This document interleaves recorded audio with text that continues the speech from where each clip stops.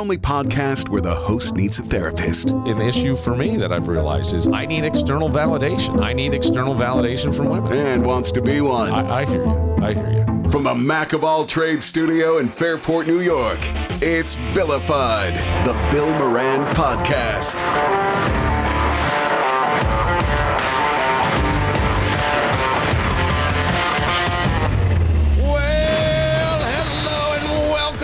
Thanks for getting your pot on. Thanks for telling a friend. Oh, my gosh. It was a wild scene last night, Kevin. The second number 11 ends a curse in New York. Yeah. It's amazing. 53 and 54. Well. Ended by 11s. Man, that was... and you just kind of knew it was going to happen. Even when they were down? When they were down 8 and they said there was like 5 minutes, so like you got to get a point a minute to catch. And I took a leak and came back and they were down 2. And then Spurs missed. Spurs couldn't hit a shot in the fourth quarter of any of these games. No. And it's interesting because Wemby is an incredible player. The Spurs were by far the better team this entire series, except the last 8 minutes of the fourth quarter. They just couldn't, they didn't manage it well. You know, in the end, like the game where they came back, the Knicks came back for 29 points. It was like, you know, you overplayed Wembanyama. And the thing is, you can't rely on threes. Guys are going to get tired later in the game. And like, you just can't. That's what the Knicks were doing. They were starting to drive. Yep. Those shirts, though, those NBA champion shirts. I didn't see them. So gay. Oh, I didn't see them. They were all bedazzled. The champions was bedazzled in like fake diamonds. Yeah. That's a big thing now in like certain fashion segments. It is. Like my kid has jeans with them.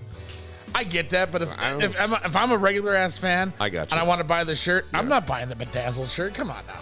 Well, here's the thing that's interesting, and Alex is going to be joining us in a second, but like when a city wins a championship, and I'm watching this because Buffalo has not, right? And Josh Allen wants to be the guy to help deliver that to Buffalo. He needs to change his number to 11. Maybe.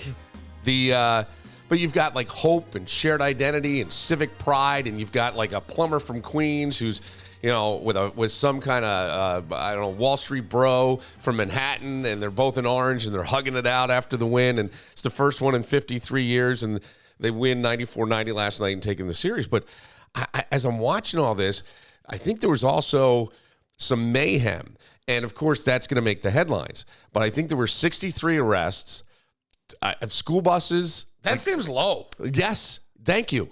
I'm so glad you said that, Kevin, because I thought the same thing. We got to look it up. I'm going to look it up. How many there were when Philly won their first Super Bowl? I know. They almost lit that place on fire. I think there were 4 stabbings and 2 school buses lit on fire in Times Square last night. Hoods ripped off cars. Again, in a city that big, and where the rest of it, like Alex was sending me some video and things from last night. Let me bring her up here. Hi, Alex. How are you? Hi, I'm doing well. How are you? Well, Go Knicks! Oh my God! Well, the city looked like it just sort of, Oh, now she's a Knicks fan. She was talking about the Nets earlier this season. Well, hang on a second. I feel like. Hang on. I said go sports. I think the entire world forgot the Nets are in Brooklyn. I think the entire world forgot the Nets exist. That may be true. Which is even more odd because Jay-Z's their owner, and he was on Celebrity Row for most of these Knicks games. Yes, he was. Well, it's the place to be. But were you in the streets last night? Oh yeah. Yep. What? I live on the Upper West Side, so Okay. Every bar in my neighborhood had something going on. So I went to the restaurant my son works at because it's much more low key. They only have one TV. I didn't think it was going to be as busy. The place was packed. That was like the most fun I've had in so long. I can't even explain it. The energy was like, that's what it is. Insane. Yeah. Afterwards, Lewis was like, I totally understand like wanting to like go steal an airplane. You know what I mean? Like everybody was just feeling like $1 million bucks. It is funny, but it seemed like you sent video, and I'm assuming from the streets where people were spilling out, just walking in the streets, but there didn't seem to be chaos or anything. No, it was really low key up here, and I don't know if it's because of the neighborhood. Like just because we have a lot of families and stuff up here, but it was everybody. I mean, as soon as they won, as soon as the buzzer rang, I mean, every restaurant, every bar on the block, people just ran out into the streets. It's funny. Blocking traffic, No bills were like paid. slowing the cabs. The cabs are all honking. People are screaming and cheering and hugging each other and high-fiving. It was like, it was unbelievable. Yeah. What time did it get quiet? No chaos. I think it probably died down around like 1 o'clock officially. You know, people were just kind of out and about, and then this sort of like everybody was trying to make their way down to Madison Square Garden. So everybody was planning to just walk from the Upper West Side down to 34th Street. You know, because I'm thinking like the feeling of this. It's you know, and that's where I go, and I know that people get all weird, but I say this energy stuff is real. Like you can feel it. Like the entire, wherever you were, the street was packed. Thousands of people on the street. Your right? Upper West Side. Yeah. Oh yeah. It right. was, I mean, wall to wall, you couldn't walk down the sidewalks because every bar had some kind of view of the game. So if you couldn't get in the bar early enough, you were just standing on the sidewalk. I mean, every single person was out last night. Everybody. Now put this in context. I mean, you were around for 96 when the Amerks won the Calder Cup. I was. Multiply that by 1,000 times of what we did here. Yeah. Or 1,000,000 times by what we did here. And that's, you know, I remember the energy was high here for that. And that was just... I remember the energy for the Calder Cup was crazy, and then I remember everybody drinking out of the cup, and I refused because I go, you're going to get strep, and everybody got strep. We were just talking about that the other day. Yeah, because it's Rochester, and somebody's got a STD, and they're not telling you. Yeah, but that's the thing that I think I love, like, when they do this, because when you think about it, politics divides us, right?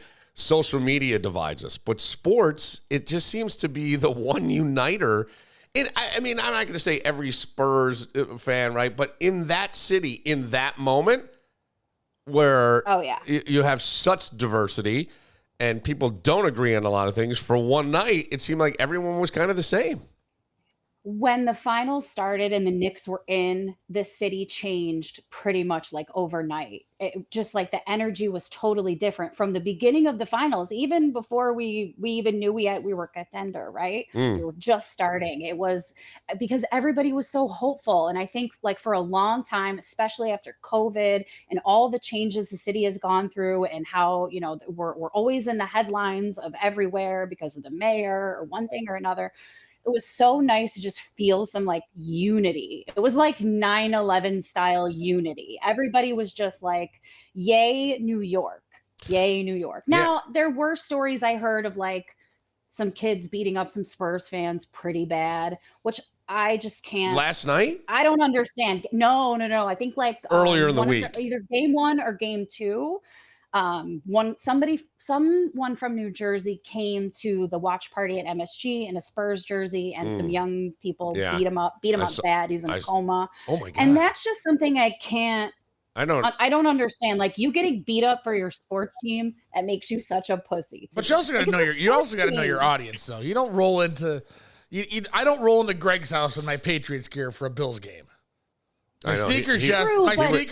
He would kick you get punched in the face if you did. No. Like if you roll up to Greg's, are you going to get punched in the face? That's if I'm talking shit, he might. He did almost take me. He did almost spear me into the pool that one Patriots game that the Patriots ended up winning at the end. Oh my God, that is true. I have a problem with like somebody just getting beat up over their sports. Yeah, I'm not a big fan of that. I don't even like the destruction. Like I don't never either. did. I was just going to say, and the destruction. Like, I don't ripping a hood off a car and stuff. I go, what happens? And then again, that I think is just people caught up in the moment and the energy of that moment.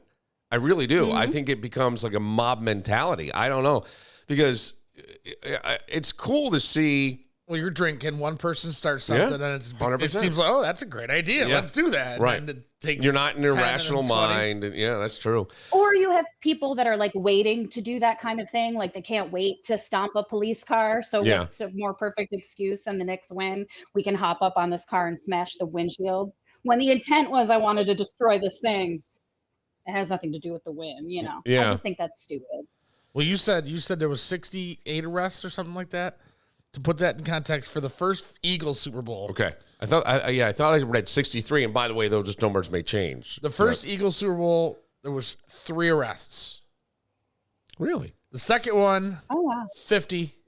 Oh. So I guess 68's not a low number. I mean, New York City's still double the size of Philly. I think this was only in Times Square that I saw that.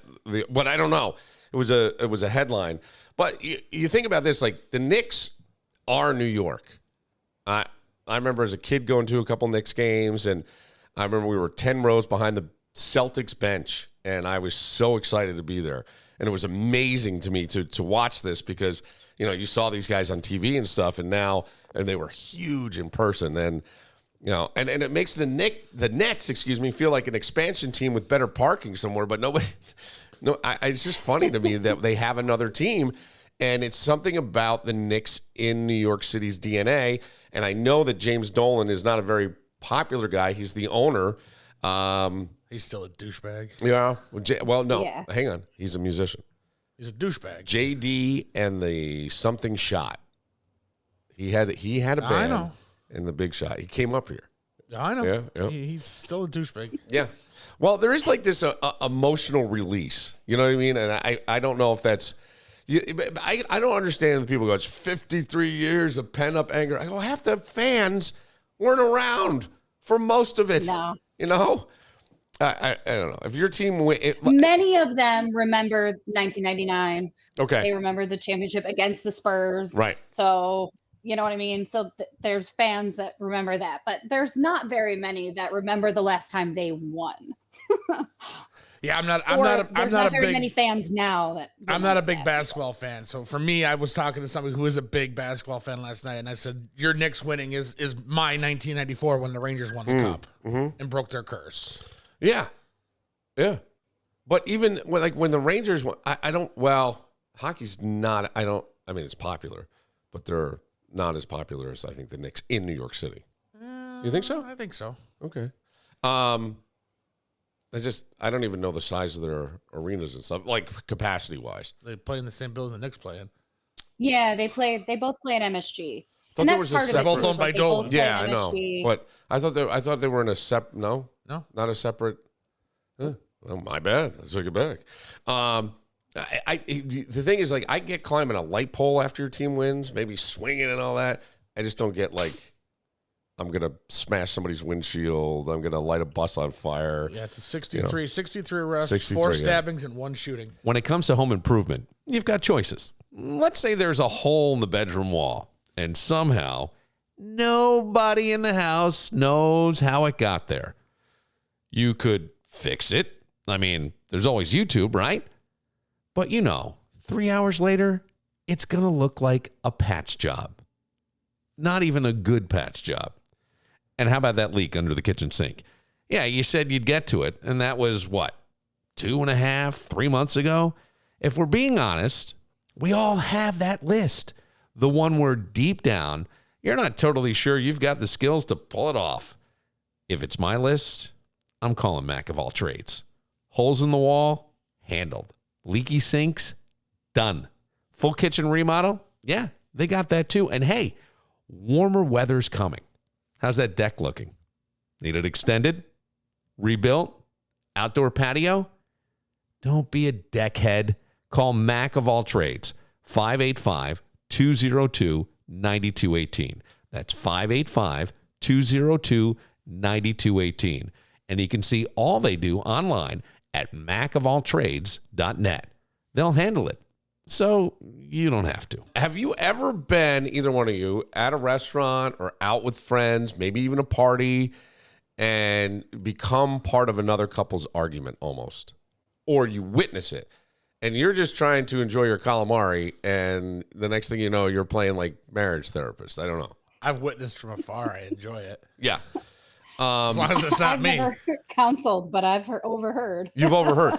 I will say, to me, there are different kinds of fighters, right? They're the quiet couples, and honestly, as I've gotten older, I actually have become less sure which group I appreciate more. And because no. I know it sounds crazy, but some couples, they're not screaming, they're not abusive, they're just having it out. And something like, you said we'd be here an hour, I wanted to leave at 6, whatever it is, like they're having it out. You never listen. And I kind of admire those couples, and here's why. They stay present. Like, they're not running away from the thing. I saw something last night, and then one of the couples asked me hey, did you just see us? And I pretended I didn't. I did.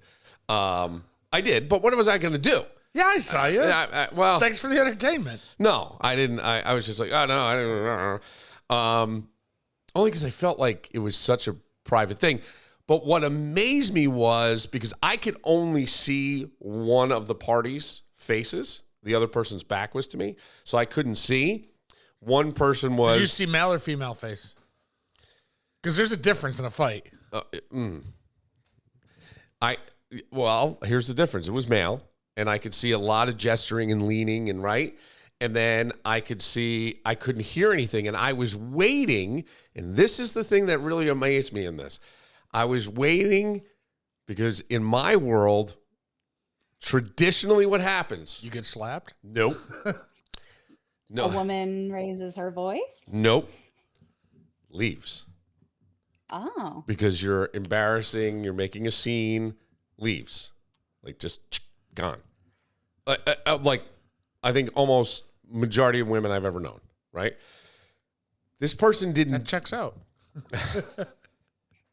But this person didn't do that, and I was like, that's pretty awesome. And then they were right back to being... But maybe he was in the wrong and she was the one doing the yelling. You don't leave when you're winning. True, but I also she wasn't, because she didn't raise her voice. My only point was, I don't know what the disagreement was about. I have no idea. But I was close enough to see, not really hear. It was loud. And I'm like, that's amazing that nobody left. And then they were back together laughing and good again. And I thought, being able to be present, care enough to actually have the argument. There was another couple that... Wait, before you keep going, a note that this says paused. So I want to make sure it's recording. Sorry. It is not. It is now, but it was not. Sorry. No, it's not. I'm glad. She just doesn't want to do the extra work. What extra work? Syncing the camera on it would have been terrible if I had not noticed until after. Yes. So it's kind of a good thing. It's a great thing. It's a great thing. Yes. But there was another couple. I'm just going to keep going where we were because that's fine.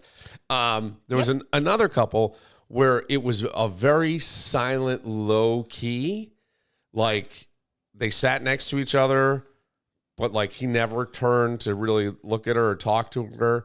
And she would kind of check in and then go flit around with her friends and come back. Older or younger? Everybody's about the same age. So when you say older, younger, what do you mean? Were they late 50s, late 30s? Early 40s. Okay. Early 40s. Because I feel like the dynamic with older people, like 50s and 60s. Been together for a long time. They don't give a shit. Go do what you want to do. I'll be over here. Yeah. Well, I don't need to check in on you, but even though I'm sitting next to you. This was a weird thing because you could kind of feel this thing. And then they went outside. I get a phone call from one of my sons talking about the Knicks winning. So I step outside and I hear somebody go, "Oh, that was a lot of drama."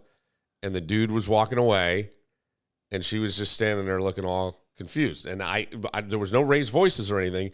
And I go, that one. He was checking out the chick in the jean skirt. No, there were more. There were bitchy and pissy. It's not the West Side. There's no jean skirts. I know where you were. There is. No, no. Yeah, no. This was this is after that. Yeah. Oh, okay. I'm just saying, like, it was amazing. That person left, right? The husband left. This other person stayed, and I'm like, that's a couple that could be in trouble. I really do. I think, and look, having had many failed relationships. You start the table could talk. I just think like it's amazing to me that the people that we would go, oh my God, I don't want to be around them. They argue, they bicker, but they're engaged with each other. They're actually doing what you're not. And that's why you're probably not going to work out.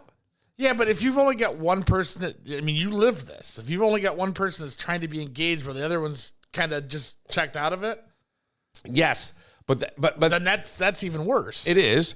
But I mean, and I'm not talking about humiliation or cruelty. I don't mean that. That's different. I'm talking about couples who disagree and somehow work through that disagreement in real time. And a lot of times a little disagreement can turn into, it's just that the dam breaks and there's a flood of other shit that comes flying, right? Oh yeah. It's like somebody opened a fire hydrant and it's just like a stream. And I think the people that do the other don't have that stream because it's always just working out. It's like a little bubbling spring. I don't know. It's the quiet couple. Well, I think it's your fighting style too. Like sometimes you get a couple and their fighting style is just to fight it out. Whenever there's something that's rubbing up against each other, they just fight it out right then and there, wherever they are, at the grocery store, at the bar, Yes. at home, wherever, and they just fight it out, right? And then there's the couple who doesn't. So then, of course, the one little thing, the way you slid your napkin at me, or the fact that you didn't ask me if I wanted salt on my French fries, like that is the one thing that breaks the levee. And then every single thing you've ever done to me up to that point is that's the thing that comes out. That's what I mean. So it's like it all depends on your fighting style, I feel like. Well, but I don't know if necessarily the couple who like levies that is any more unstable. I just think like you gotta fight. If you're in a relationship, any relationship, you gotta fight. If you're just everything is just fine all the time, that's weird. No, I get that. Right. But I think there's also the ability to fight because then you've got the couples that sit quietly. Honest to God, they don't fight. They sit at a table like they're waiting for HR to come in. You know what I mean? Yeah. That's often the ones I see is like he's annoyed with her. Yeah, he's on his phone, right? And one of them is trying to make conversation. Do you know what you want to order? Have you looked at the menu? And the other one is just snapping. And like you can tell there's no clear, maybe they don't want to cause a scene in the restaurant, but they definitely don't want to be in the restaurant together. Like, Alex those sounds are the like a ones fun I date. see. Yeah. But wait, now you tell me if I'm wrong because you're married. You've been married a long time. I believe, and I feel like I've learned this, that silence isn't always peace. Because a lot of times you think like things are calm, right? We're having a disagreement. Wait, sometimes, to me, silence is just resentment on mute. It's all right. I'm just not saying anything. It's resentment on and the mute. mute button always comes off just as well when I'm ready to want to do something like watch a basketball game or a hockey game or do this or do that. That's when the mute button comes off. Right. But the other people who don't have the mute button don't have their game interrupted because they've already worked it out. Right. All the time. And that's what I'm saying. I really think like it used to be the loud couple. You'd be like, oh God, not again. Here we go. But they're still together. I just do nothing wrong, so I'm immune to this. Yep. Well, you are the picture person husband. I think that. I don't know. I think that especially guys, like avoiding conflict keeps things going. It keeps the peace, right? I just want to, my father used to say, all I want to do is live in peace and then die. Let me just live in peace. Because he didn't want to deal with anything. But all you do is postpone the explosion. It's coming. You ever notice how people drive around with a garage full of junk while complaining they're broke? If you don't have any friends that do that, it might be you. How about that rusty grill? Maybe you got a pile of copper wire or a random chunk of metal that's been sitting behind the shed since the Clinton administration. Yeah, all of that is money. And that's where Premier Metal Recycling comes in. These guys know value, like real value, not internet math, actual cash value. Whether it's scrap steel, copper, brass, aluminum, Premier Metal will tell you what it's worth and put money in your hand. Honestly, it's one of the few places left where cleaning out your garage can actually pay off. They have 2 convenient locations, 909 West Linden Avenue in East Rochester and 11 Carn Street in downtown Rochester. You can also check daily pricing and exactly what materials they're buying at premiermetalgroup.com. Or, if you're feeling friendly, give them a call directly at 585-436-4020. Premier Metal Recycling. Because your junk pile might actually be your emergency fund. What is the weirdest thing about producing a podcast remotely? Nothing weird really, but frustrating because I often have a lot of really great ideas for social because that's just an area where I see like we just need some things to happen there that aren't happening. And I don't have the ability to come and just shoot it myself. And that's so irritating to me because I just want to be able to. I see so many funny things where I knew if I just drove over and forced you to record it, I would have it. But I don't have that ability. And the assholes that do record it, they don't do it right. And they got to redo it. It's just, I have to get some redos. It's like. All right. Well, what's something you think that people may be surprised to learn happens behind the scenes? I don't know that there's anything that I can think of.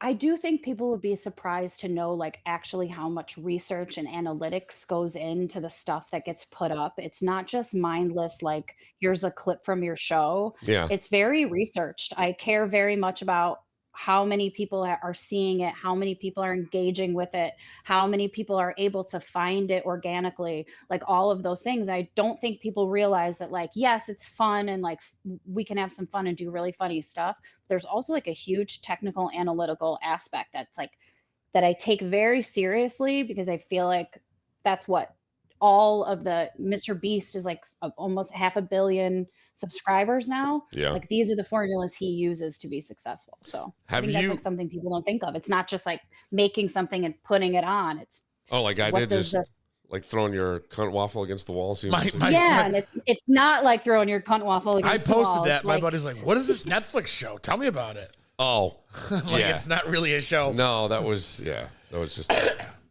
I did that. That was my fault. Have you ever had to, you think, save us from ourselves, so to speak? I definitely have had to edit some things out, especially like if I ask you to do something special for me and I have a little like off camera moment, occasionally you guys chatter and I have to cut a lot of things out. Wait, is it all in there? I get all the tea and then I cut it out to save you from yourself. Because I've left the cameras running. Mm-hmm. And just like had conversations, you and Laura and Kevin and Mark. Oh no. So yeah, it's all right. Wow. What a cunt waffle. At least none of us look like each other. Huh? At least none of us look like each other. Oh, yeah.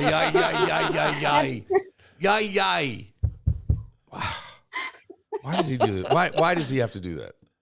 Like, seriously. I don't know why he does that. He likes to see his sweat. What's something that about me or Kevin, since we're here, that kind of drives you crazy? I wish. Why are you pointing at me, asshole? More. I think Kevin has a lot of great things to say, and I feel like I hear from him the least. He always drops a funny line, and it's always usable for like a promo or something. But just I just feel like there's more to it, and I feel like you. Like we had a lot of conversations about things you do that drive me crazy. Who, me? Yes. Yeah. Like finishing your thoughts, not letting somebody derail your thought and getting to the That's end. why it's hard for me to jump in because he's trying to finish thoughts and thoughts are getting derailed at the same time and I got nowhere to go. So I just sit back, kick my feet up, make a game. It's funny as we're talking, like Alex really has improved things immensely for us. But it's like a lot of behind the scenes things and stuff. Like I didn't look at the end. I don't know. Took you 3 weeks to figure out her lighting chart, which a kindergartner could have figured out. That is not true. It is 1,000% true. You could ask her. Figure it out, but it wasn't working with the lights that I had. So there were other lights that had to be. But the lights that we had did work with it. She said, just they weren't as good, but they needed to be better. But you had the chart upside down. You were coloring pictures on it. It was like, it looked like a kid's menu at Friendly's. An ice cream stain on it. Such a dick. Yeah, that was frustrating. I'll admit But the lighting looks great. Well, it looks better. I don't know if it looks great, but it looks better. So everything's a work in Camera progress. angles drive me insane because I look at old clips of Billified in the old studio. know, but and there's such a variation, and I'm like, I want wide shots, and I want all the things I can't have. Well, I want all the cameras things are I tough actually need to because physically come there and do. 3 of us sit in the same position, and there's 2 of them that just kind of wander throughout the entire show. So it's hard to keep one of them, especially Danny, to keep him in frame. He does drift. Yeah. He'll start like center frame, and then by the 2 seconds, Andy's like way over here, and it's like, wait, Dan, where did you go? Yeah. Or he starts Or he'll sliding get down. real low. Yeah. Right. But you think of all the things, like just in life in general, like Alex has improved this. Somebody has to clean up Times Square today. But we don't celebrate that person, right? But they got to go out and because business has to happen, and we can't have this shit here. It's just all those things. And 80% of it's probably piss. Right. I mean, Alex's actual job description is she's the piss cleaner of the Billified podcast. Keeping us from creating a legal problem, I guess. I don't know. I'm trying my best. Yeah. She does her best to keep Greg off the phone. Absolutely. We do not want to call Greg for that. Was there ever anything that we've said where you think, oh no, don't say that? Hello. It really depends. I don't think anybody's said anything like really super offensive. There are definitely things like what I appreciate Laura for, I will say, is like she says things that other people won't say. And I really appreciate somebody who kind of comes through with that level of authenticity. I don't think I would be as comfortable sharing those kind of specific details that she shares, but I like that she has the ability to do that. I actually admire that a lot. I think we need kind of more of that. But I do think like some of it, especially because you don't want to alienate any listener or any viewer ever. I do think sometimes I want to go, whoa, this is a great conversation for a paywall, Oh, got you. Right. Being able to give kind of knowing your audience. Don't alienate people from being able to listen to this on their desktops out loud at work, where if they want something a little bit more salacious, they want to go one layer deeper, they can pay 99 cents. It's got a label. It's not safe for work. It's explicit content. You know what I mean? Whatever it is. So that would be like the only thing, really. This is where I would get the complaints about curse words because people would be listening out loud at work or something. And you just did 45 minutes on cunt. I understand that. But what I didn't realize is how much I swear in life. And I hosted an event last night, and they weren't as organized because it was like their first one. So they had raffles, and they have someone running up with each bag for me to pull a ticket. So there's dead time in between. And I'm now filling. And there were F-bombs, there were, and it's okie. Yeah, I didn't do that, but I forgot about that. But you start to realize and you think, I don't need to say those words, but I guess I do. They're human punctuation marks for the most part in my mind. And I remember people saying, you sound low class when you do that sort of thing all my life. But I thought, some of the smartest people I know have the filthiest mouths. Well, I know when we first started this whole thing, we were going to not swear. We were going to I think the first show, we were going to just get it out of the way. Yeah. And then it was going to be it. And that didn't really work out. Yeah, I know. I don't know. I think you guys have done a much better job of policing that, because there was a time when it was like nonstop. But yeah, I don't want that. Yeah, no. Because you don't want to alienate your audience. A lot of times, I think what people don't realize is when you have an idea for a podcast, the number one thing that struggles is that you don't have content. You don't have good content. You think that the conversation that you're having with your buddy at the bar at 10 o'clock at night would make a great podcast. And the truth is it often doesn't. And what Billified has is great content, and you don't want somebody to not be able to access it because they can't listen to it at work, or they can't listen to it out loud, or they could never have it on in the car with their kids. You know what I mean? Yeah. Just little things to think about. It is funny that the conversation at the bar at 10 o'clock at night, if it were taped, may be able to be a podcast. but you can't recreate that. You can't, because you just can't. You're not in the same headspace. Now you're performative, especially if you're not someone who's used to doing that. And I would think a lot of podcasters aren't, right? It's kind of a new thing to them.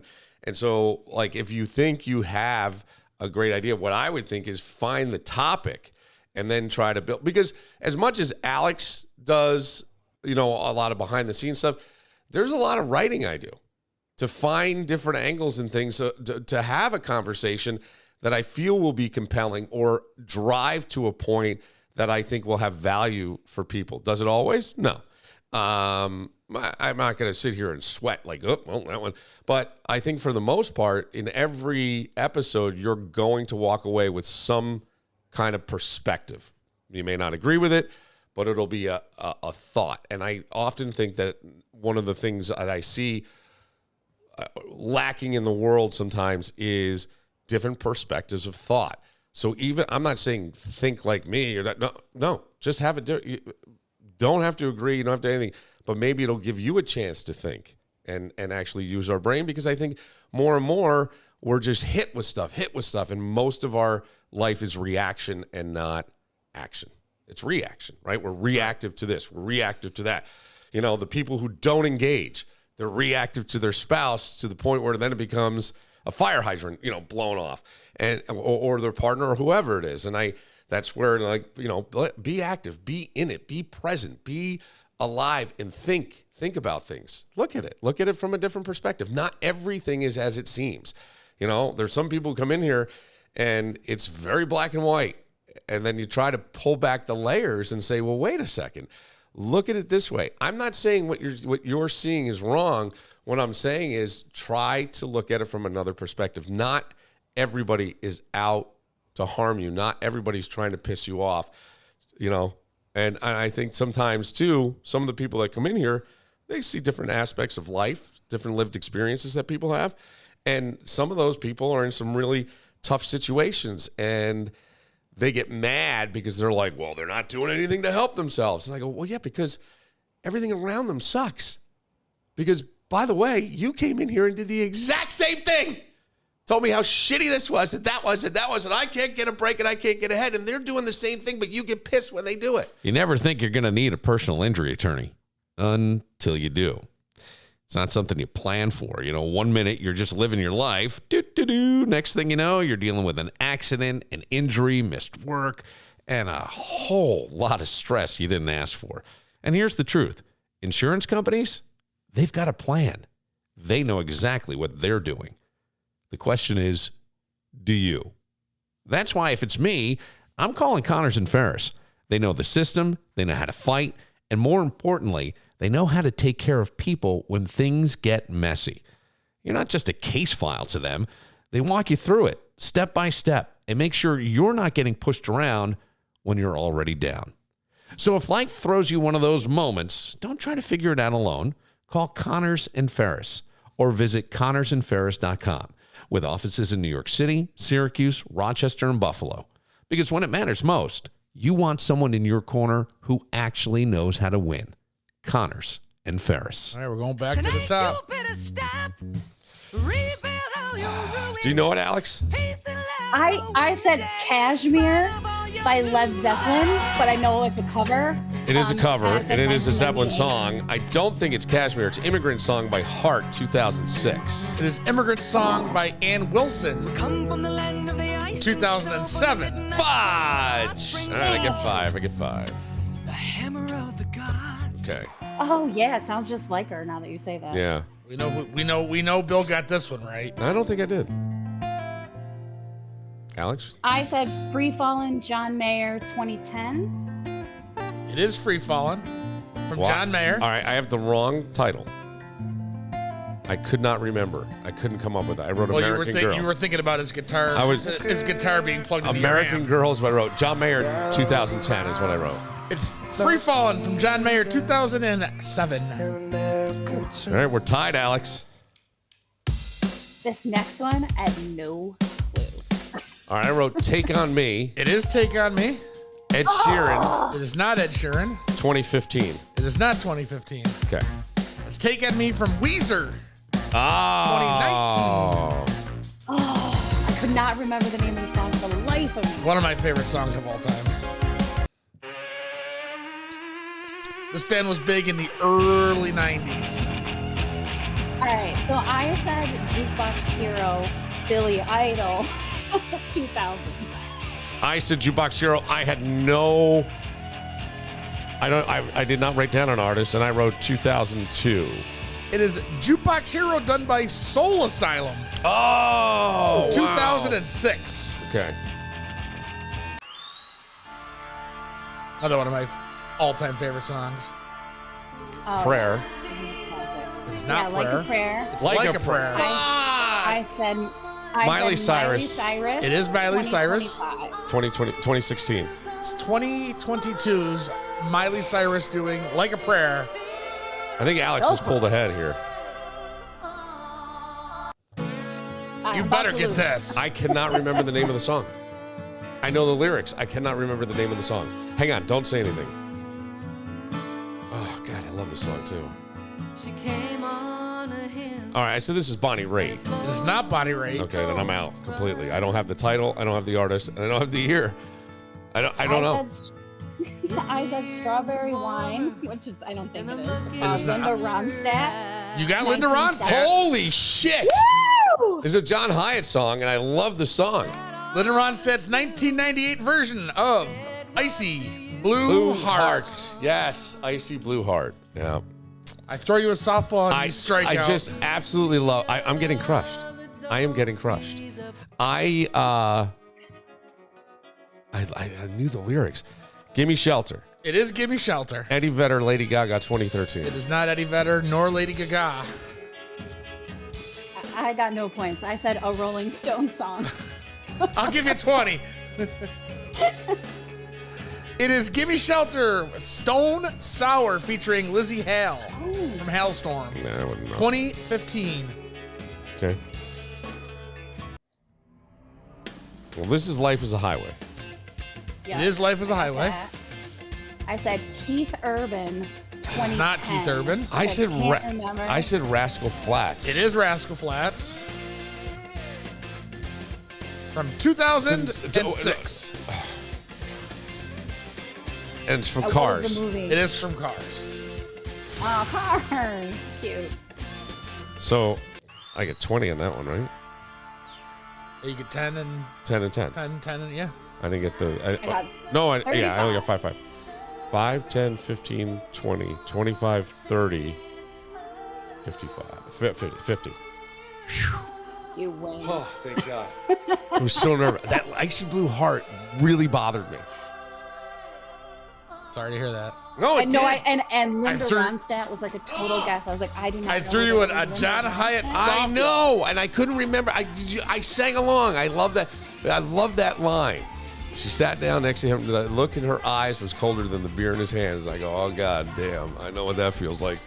I know what that feels like. Alex, it's been fun having you on. Yeah, absolutely. Go New I York. got some ideas for stuff, so I will be sending it your way. I'm sure Kevin is looking forward to it. He always does. Okay. Kevin, you looking forward to it? Are we going to do the San Juan song? Yes, first time in because Puerto you've been Rico? requesting it. So What's that? people really enjoy your dancing, so we'll probably do No. dancing with them. No. We will not be dancing ever again. No. I look like I swallowed a bowling ball in that. Well, I must have swallowed the whole freaking rack then. No, just the alley. It's terrible. You are a cunt. Yes, I am. Yes. And that. See, Kevin, perfect. Yeah, see, that is the way we use it. That's the way we. Here's John Hyatt. Oh my gosh. For Alex in New York City, who's living it up with the New York Knicks championship. For Kevin, who I like the shirt. Kool-Aid. I just noticed. Very good. I'm Bill Moran. We'll see you next time.